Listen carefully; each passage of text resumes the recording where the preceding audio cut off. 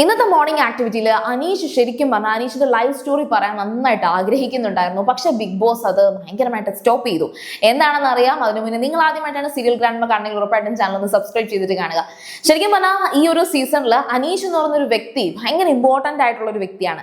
കാരണം ഒരു സാധാരണക്കാരൻ എന്ന് പറഞ്ഞ് വന്നിട്ട് കഴിഞ്ഞ സീസണിലൊക്കെ വന്ന ആളെ കാട്ടിയും വന്ന വ്യക്തിയെ കാട്ടിയും നമുക്ക് എല്ലാവർക്കും ഏറ്റവും കൂടുതൽ ഇഷ്ടപ്പെടുന്നത് എന്തായാലും അനീഷിനെ തന്നെയായിരിക്കും.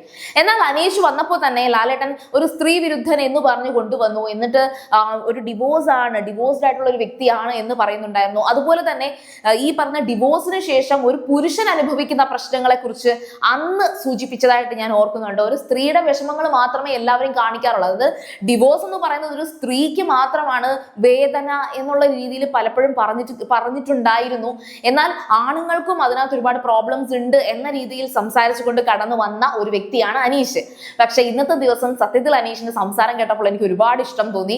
കാരണമുണ്ട്. ശരിക്കും പറഞ്ഞാൽ അനീഷ് ഈ ഒരു ബിഗ് ബോസ് വീട്ടിൽ നിന്ന് ഒരുപാട് കാര്യങ്ങൾ പഠിച്ചു, ഒരുപാട് മാറ്റങ്ങൾ ലൈഫിലും അതുപോലെ തന്നെ സ്വഭാവത്തിലും കൊണ്ടുവന്നിട്ടുണ്ടെന്നുള്ളത് ഉറപ്പുണ്ട്.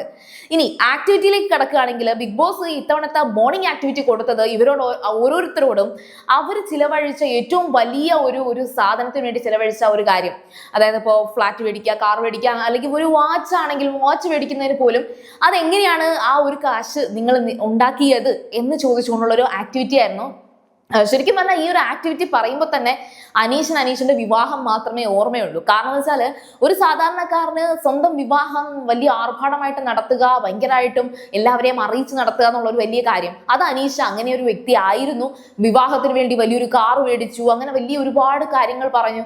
ഡ്രോൺ ഉൾപ്പെടെയുള്ള വലിയ ആഘോഷമായിരുന്നു അദ്ദേഹത്തിന്റെ വിവാഹം എന്ന് പറഞ്ഞിട്ട് അതിനെ ഭയങ്കരമായിട്ട് എക്സാജറേറ്റ് ചെയ്ത് പറഞ്ഞതിന് ശേഷം അവസാനം പറഞ്ഞത് ആ കാശ് അത്രയും ഇന്ന് തിരിഞ്ഞു ചിന്തിക്കുമ്പോൾ വെറുതെ ആയിപ്പോയി. കാരണം ആ വ്യക്തിയുടെ വിവാഹ ബന്ധം അതിന്ന് വേർപെട്ടിരിക്കുകയാണ്. ഒരു ഡിവോഴ്സ്ഡ് ആയിട്ടുള്ള ഒരു വ്യക്തിയാണ് അനീഷ്.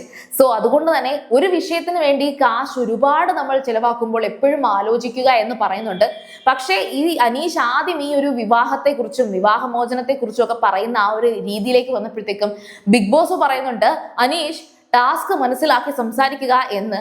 അതായത് സത്യം പറഞ്ഞാൽ ബിഗ് ബോസ് ഉദ്ദേശിച്ചത്, അല്ലെങ്കിൽ ഈ ഒരു ടാസ്ക് എന്ന് പറയുന്നത്, നിങ്ങൾ വാങ്ങിച്ച ഒരു കാറോ അല്ലെങ്കിൽ എന്തെങ്കിലും ഒരു പ്രോപ്പർട്ടി, നിങ്ങൾ ഒരുപാട് കാശ് കൊടുത്ത് വാങ്ങിച്ച ഒരു പ്രോപ്പർട്ടി, അതിന് വേണ്ടിയിട്ട് നിങ്ങൾ കഷ്ടപ്പെട്ട ആ ഒരു കാശിന് വേണ്ടി കഷ്ടപ്പെട്ട വഴികളെ കുറിച്ചൊക്കെയാണ് പറയാൻ ഉദ്ദേശിച്ചത്.